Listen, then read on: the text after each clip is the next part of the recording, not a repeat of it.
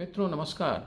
अपने India politics part 2 channel पर आपके साथ इंडिया पॉलिटिक्स टुडे भी मैं कह सकता हूँ। इस चैनल को अलग अलग इवेंट्स पर, अलग अलग घटनाओं पर मैं अमूमन अपनी बातें रखता हूँ। मेरा वो अपना आकलन होता है, आप उससे इत्तेफाक रख सकते हैं, नहीं भी रख सकते हैं। आज मैं जिस बात पर चर्चा करने जा रहा हूँ वो अपोजिशन यूनिटी के कंटेक्स्ट में ही है। अभी हम लोगों ने देखा कि पटना से लेकर के इनकी जो बैठकें शुरू हुई थी, बंगलोर होते हुए मुंबई पहुंचने वाली हैं। मुंबई में ये 31 अगस्त को एक मीटिंग जो रात्रिकाल में होगा वहाँ से शुरू होगी और फिर वहाँ से आगे बढ़ेंगे तो अगले दिन 1 सितंबर को इनकी दूसरी जो मूल बैठक है वो होनी है। अभी तक तो यही हुआ है। वहाँ हयात होटल जो है मुंबई के सबर्ब में, वहाँ ये होगा। इस तरह की सूचनाएं मिल रही हैं। हमें पता है कि ये जो मीटिंग होने वाली है अपने तीसरे पड़ाव पर जो पहुंची है, इसमें कई ऐसे इश्यूज़ हैं जिस पर बातें होंगी। वो तो मैं अभी करूंगा ही, परंतु जो अभी स्टार्ट मैं जिस बात को फोकस दे करके आगे बढ़ना चाह रहा हूँ कि जब पटना की यह बैठक हुई थी 21 जून को, तब करीब 15 पॉलिटिकल पार्टियां वहाँ जुटी थीं। बाद में जब ये 18 जुलाई को बंगलोर में ये मीटिंग हुई तो माना गया कि करीब 26 पॉलिटिकल पार्टियां वहाँ आईं अपोजिशन खेमे से। अब ये बात अलग है कि उसमें 10 के आसपास इतनी पार्टियां हैं, 10 करीब पॉलिटिकल पार्टियां हैं, 9-10 के आसपास, जिनके संभवतः एक भी वहाँ लोकसभा में रिप्रेजेंटेशन नहीं है। संभवतः क्या ऐसा है ही है। तो अगर आप उन्हें हटा दें या न भी हटाएं तो चलिए मान लिया जाए कि 26 पॉलिटिकल पार्टियां वहाँ खड़ी हो रही हैं, आ रही हैं। अब यहाँ से लेकर के जब मुंबई में ये लोग पहुँच रहे हैं तो वहाँ कितनी पॉलिटिकल पार्टियां और नई जुटेंगी अपोजिशन खेमे से, ये हम देखेंगे। परंतु अंग्रेजी में कहते हैं ना कि much water has phloem down the Ganges between Bangalore meeting and Mumbai meeting. काफ़ी कुछ घट चुका है इस बीच में जो अभी घटनाएं घटी हैं, ये हमें और आपको पता है कि करीब करीब ये जो रेस से बाहर हो चुके थे प्राइम मिनिस्टीरियल कैंडिडेट के रूप में अपोजिशन खेमे से अगर किसी एक नाम का लिया जाना तय माना जा रहा था, मतलब वो एक नाम उठना तय था, तो वो राहुल गांधी जी का था। अब वो होते या नहीं होते वो अलग बात था, पर वो उनका नाम था। वो करीब करीब रेस से बाहर हो चुके थे। जिस तरह से उन्होंने जो अपने कुछ बयान दिए थे पहले मोदी सरनेम को लेकर के, और गुजरात के अलग अलग विभिन्न चरणों में जिस तरह से न्यायालय के फैसले आए और उससे उनकी जो सदस्यता समाप्त हुई, उस पर तात्कालिक तौर पर अभी माननीय उच्चतम न्यायालय ने रोक लगा दी है। अब इस वजह से इतना तो तय माना जा रहा है कि राहुल गांधी जी फिर से रेस में आ चुके हैं। अभी उनके नाम की घोषणा तो कभी हुई ही नहीं, ना कांग्रेस ने खुल करके की उस तरह से। हाँ, नेतागण कहते रहे हैं कांग्रेस के, परंतु कोई आधिकारिक इस तरह का कोई बयान आया नहीं कि राहुल गांधी जी ही वहाँ उनके प्राइम मिनिस्टरियल कैंडिडेट होंगे। परंतु माना ही जाता रहा है कि वही होंगे, और कांग्रेस से कोई होंगे तो वही होंगे, क्योंकि उनके नाम की चर्चा इधर हट गई थी इस वजह से कि वो उन पर कोर्ट के कुछ सख्त इस तरह की टिप्पणी आ गई थी। टिप्पणी ही नहीं बल्कि निर्णय भी आ चुका था, जिसकी वजह से उन्हें बाहर होना पड़ा। परंतु अब चूंकि माननीय सुप्रीम कोर्ट के द्वारा इस पर ब्रेक लगा दिया गया है अभी तात्कालिक तौर पर, तो अब उनकी वापसी तय मानी जा रही है। उनकी वापसी मतलब कि अब उनके नाम की चर्चा हो सकती है, और अगर हो सकती है तो इतना तो तय मानिए कि कांग्रेस अगर किसी नाम की आधिकारिक घोषणा करेगा तो निश्चित तौर पर अब राहुल गांधी जी होंगे। बीच में जो सवाल उठने लगे थे कि अगर ऐसा कुछ नहीं हुआ कि राहुल गांधी जी आए तो फिर प्रियंका गांधी जी का नाम, और मैंने ही कहा था कि संभव है कि मनमोहन सिंह जी का भी नाम जुड़े। पर अब परिस्थिति बदल रही है तो मेरे आकलन भी बदल रहे हैं, क्योंकि अब वो खुद वहाँ हैं तो उनकी बात तो होगी। और लेकिन इसके साथ साथ एक दो तीन घटना और हुई है। नो कॉन्फिडेंस मोशन सरकार के ऊपर लगाया गया है, जो जिस पर चर्चा अभी अब होने वाली है, एक दो दिनों के अंदर होने वाली है, और उसका जवाब भी प्रधानमंत्री जी के तरफ से 8 से लेकर के 10 या 9-10 किसी भी किसी भी तिथि को उनका उस पर रिस्पॉन्स आ सकता है।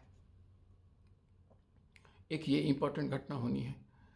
दिल्ली का ऑर्डिनेंस बिल, एक ये घटना हुई है जो लोकसभा में तो पारित हो गया है, और वहाँ माना गया कि अपोजिशन खेमे में जो एकता की बात लोग कर रहे हैं वो लोकसभा में तो दिखी नहीं।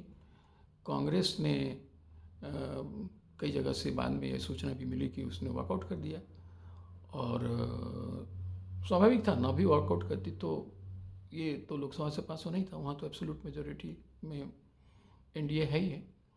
तो ये एक दो तीन घटना घटी है। और मणिपुर को लेकर के जो अभी नो कॉन्फिडेंस मोशन आया है, उस पर जितनी भी बहस होगी और उसका जवाब फिर प्रधानमंत्री देंगे, और हमें पता है कि प्रधानमंत्री जब जवाब देते हैं तो किस तरह से देते हैं, जिसे कहते हैं कि टीयरिंग अवे, मतलब एकदम बिल्कुल वो उनका जवाब तो ऐसा होता है कि ज़्यादातर लोग बिल्कुल निरुत्तर हो जाते हैं।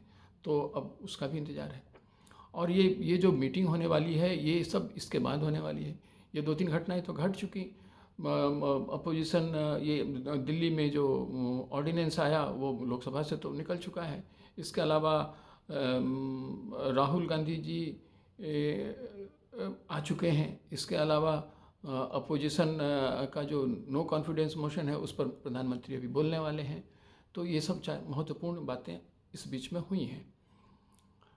अच्छा, अब वहाँ जब ये लोग मिलेंगे तो क्या होगा, वहाँ कुछ दो चार प्रमुख मुद्दे हैं जिस पर इन लोगों को बातें करनी है। उसमें एक मुद्दा तो जो सीधे सीधे संयोजक के नाम की आधिकारिक घोषणा करना है इस संगठन का, वो होना है। हो सकेगा तो कौन सा इनका प्रधानमंत्री का कैंडिडेट होगा वो होना है। इसके अलावे भी वो क्या इनके जो प्लान होंगे उसका कोई कॉमन मिनिमम प्रोग्राम जिसको शरद पवार जी को जो जिम्मेवारी दी गई थी तब जब वो उनकी पार्टी दो फाड़ नहीं हुई थी, तो उस पर भी बातें होनी है। इसके अलावा ये जो संगठन बना है उसका हेड कौन होगा, तो ये दो चार चीज़ें हैं होनी है। अब इसमें सबसे पहले मैं कोऑर्डिनेटर वाली बात पर लेकर के आता हूँ कि इसे कन्वीन कौन क्या करेगा। तो जिस तरह से कांग्रेस की स्थिति है, ये तो हर कोई जानता है कि कांग्रेस की स्थिति अपोजिशन खेमे में सुप्रीम है। अब वहाँ और बंगलोर में जिस तरह से कांग्रेस ने कहा गया, जनता के बीच ये बात उठी कि कांग्रेस ने बिल्कुल इस पर अपनी पकड़ बनाई। जो पकड़ नीतीश कुमार जी ने पटना में बनाई थी उससे बड़ी पकड़ कांग्रेस ने बंगलोर आते आते पूरे संगठन के पर बना, मतलब ये जो संगठन बना है उस पर बना लिया। और वहाँ से जो और अब ऑलमोस्ट तय हो चुका है कि अब आगे जो मुंबई में जो मीटिंग होगी वहाँ तक पहुँचते पहुँचते कांग्रेस की पकड़ और बढ़ जाएगी। तो क्या कोऑर्डिनेटर का निर्णय जो बनेंगे, समन्वयक जो बनेंगे, वो तो निश्चित तौर पर कांग्रेस की उसमें हामी होनी जरूरी है। अब नीतीश कुमार जी यहाँ कहाँ उठते हैं और कहाँ आकर के खड़े होते हैं, ये एक इम्पॉर्टेंट बात है। मुझे लगता है कि ये बहुत कठिन होने वाला है। अभी लालू जी की मुलाकात राहुल गांधी जी से दिल्ली में हुई है। माना गया कि इस संदर्भ में ही उन्होंने भी बात किया होगा और उन्हें इम्प्रेस करने की कोशिश की होगी कि आप नीतीश कुमार जी को कन्वेनर बनाइए। और उनके अपने परमुटेशंस हैं, अपने जोड़ घटाव हैं जो लालू जी ने सोच करके उन्हें कहा होगा। ये भी माना जा रहा है। संभव है कि वो ये देख रहे होंगे कि अगर वो समन्वयक बन जाते हैं तो चीफ मिनिस्टर का रास्ता खाली होगा, तो तेजस्वी जी वहाँ फिर विराजमान हो पाएंगे। अब ये सब कयास हैं, बिल्कुल कयासी हैं, उससे ज़्यादा है नहीं। कुछ और भी बातें हुई होंगी, परंतु ये जो हमारा आकलन तो कयासों पर भी होता है। कुछ फैक्ट्स होते हैं, कुछ फिक्शंस होते हैं, कुछ कयास होते हैं, कुछ अनुमान होते हैं। कई गलत हो जाते हैं, कई सही हो जाते हैं। तो आज की स्थिति में मुझे यही लग रहा है कि ये मुंबई में एक बड़ा प्रश्न बन करके खड़ा होगा, और इसमें नीतीश कुमार जी ने अगर बाजी मारा तो कांग्रेस के सपोर्ट से ही हो पाएगा। कांग्रेस उन्हें सपोर्ट करेगी इस बात की संभावना मुझे तो आज भी कम लग रही है, क्योंकि नीतीश कुमार जी का जो यूएसपी है वो यही है कि वो जब उनकी संख्या कम होती है तो वो ज़्यादा पावरफुल होते हैं। बिहार में उन्होंने दिखलाया है, और लोकसभा के इलेक्शन में भी उनकी संख्या तो निश्चित तौर पर कांग्रेस से कम होने वाली है। अब ऐसे में उनकी संख्या कम होगी तो उनका जो यूएसपी रहा है और उनकी जो डेस्टिनी जो जिस तरह से उन्हें लेती गई हैं, वहाँ पर देखा गया है कि वो ऐसी स्थिति में ज़्यादा मजबूत हो जाते हैं, क्योंकि बड़ी पार्टियों के पास कोई अल्टरनेटिव नहीं होता है उन्हें नेता स्वीकार करने के रास्ते में। अब देखते हैं क्या ऐसा कुछ कांग्रेस सोचती है या नहीं सोचती है। और ये भी तय है कि किसी भी सूरत में जो जो प्राइम मिनिस्ट्रियल कैंडिडेट होगा और समन्वयक एक ही पार्टी का तो होगा नहीं। इसलिए हमें आश्चर्य नहीं होना चाहिए कि नीतीश कुमार जी समन्वयक घोषित हो भी जाएं। अब देखते हैं कि बाकी पार्टियां उस पर कितना सहमति देती हैं और कितना ऐतराज़ व्यक्त करती हैं। लेकिन तय बात मानिए कि जो कुछ भी होगा बिना कांग्रेस की मर्जी के नहीं होगा, ये एक तय है। जहाँ तक नेता पद का सवाल है, अब तो बिल्कुल साफ हो गया है कि राहुल गांधी जी जिस तरह से अभी अपनी आइडेंटिटी को ज़्यादा मजबूत करने की लड़ाई लड़ते रहे हैं, उसमें वो काफ़ी कामयाब होते जा रहे हैं और हुए भी हैं। उनकी जो भारत जोड़ो यात्रा थी दक्षिण से उत्तर की ओर, काफ़ी सफल माना गया मीडिया के द्वारा, और सोशल मीडिया में भी इस बात की चर्चा हुई है। इसके खंडन भी हुए हैं पर इस बात की चर्चा भी हुई है। अब ये फिर एक और across the board horizontal line में अगर कहें तो फिर अब इधर से भी एक इनकी यात्रा होनी है, या तो पूरब से पश्चिम या पश्चिम से पूरब की ओर भी ये यात्रा इनका ड्यू है, जो ये संभवतः करेंगे। इसमें भी इनका जो अपना इमेज है वो बिल्ड होगा, ये बात लोग मान रहे हैं और उसमें सच्चाई भी है। अब कहाँ तक वो जा पाते हैं, कहीं कहीं वो ऐसा ब्रेक लगाते हैं राहुल जी कि वो इस अब उसमें काफ़ी कई बार गाड़ी ज़बरदस्त हिचकोले खा जाती है। तो अगर ऐसा कुछ नहीं हो तो फिर चीज़ें आगे निश्चित ही बढ़ती हुई नज़र आएंगी, ऐसा माना जा सकता है। ये मेरा अपना आकलन है।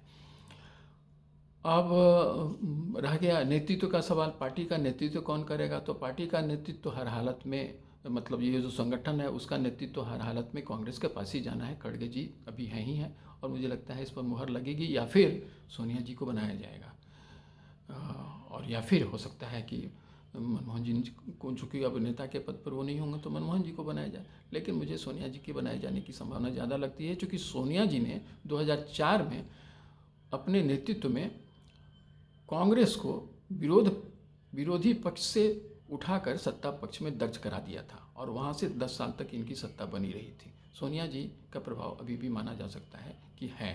अब कई लोग उनके स्वास्थ्य के बारे में अटकलें लगाते रहते हैं, पर इससे उनकी कार्यक्षमता कम हो गई होगी, ये अभी कहना मुश्किल है। मुझे लगता है कि ये स्थिति बनेगी। अब जहाँ तक रह गया कॉमन मिनिमम प्रोग्राम की, जिस पर जो इनको करना, शरद पवार जी को करना था, वो तो थोड़े तो उस पर डिले जरूर हो गए होंगे, परंतु अगर उन्होंने अब बना लिया होगा तो ये बातें भी रखी जाएंगी, अगर नहीं बनाया होगा तो इस पर निश्चित तौर पर चर्चा होगी। परंतु उससे भी ज़्यादा और सबसे महत्वपूर्ण बात तब होगी जब सीट के शेयरिंग की बातें होंगी, कौन कहाँ से खड़ा होता है, इस पर चर्चा होगी। अब इतने सवाल, 4-5 प्रमुख सवाल हैं जो जिससे 2-4 करना पड़ेगा। ये जो अपोजिशन खेमा है INDIA का वहाँ मुंबई में, अब इसमें ज़रूरी नहीं कि सारी बातों पर एक मत हो जाए, क्योंकि अभी इलेक्शन में काफ़ी दूरी है। एक आध चीज़ भी अगर आगे बढ़ पाई तो वो इनकी बड़ी उपलब्धि मानी जाएगी। ये मेरा अपना आकलन है। अब ऐसे में लब्बो लुआब यही है कि मुझे लगता है कि नीतीश कुमार जी हो सकता है समन्वयक घोषित हो जाए, परंतु वहाँ भी कंडीशन है कांग्रेस ने चाहा तो। इसके बाद रहा प्रधानमंत्री के नाम की उम्मीदवारी की घोषणा। मुझे लगता है कि शायद इस बार भी राहुल जी के नाम की घोषणा नहीं होगी, अभी उस पर सहमति देनी होगी। क्योंकि एक घटना जो अभी हम लोगों ने देखा कि अपोजिशन यूनिटी की तो बात ये लोग करते हैं, परंतु लोकसभा में ही यूनिटी नहीं दिखी। लोकसभा में ही कांग्रेस और आप जिस कारण मिले थे उस पर वहाँ रंजिशें हो गई और बातें बिगड़ गईं। अब मुझे लगता है कि बंगाल का मसला जब उठेगा तो वहाँ भी ऐसी ही बातें होंगी। तो अब ये सब सारी चीज़ें हैं, और जहाँ तक बाकी चीज़ें हैं तो वो भी मुझे लगता है कि अभी नहीं, और कॉमन मिनिमम प्रोग्राम भी अभी ही तैयार हो जाएगा, यह भी मुझे बिल्कुल नहीं लगता। देखते हैं आगे क्या होता है। अब ये मेरे विचार हैं, अगर आप मुझसे सहमत हैं तो लाइक करें, सब्सक्राइब करें और शेयर करें, और न भी हैं तो भी ये मेरा आकलन है, आप इसे एक सम्मान दें और इसे सब्सक्राइब करें, लाइक करें और शेयर करें। धन्यवाद। जय हिंद।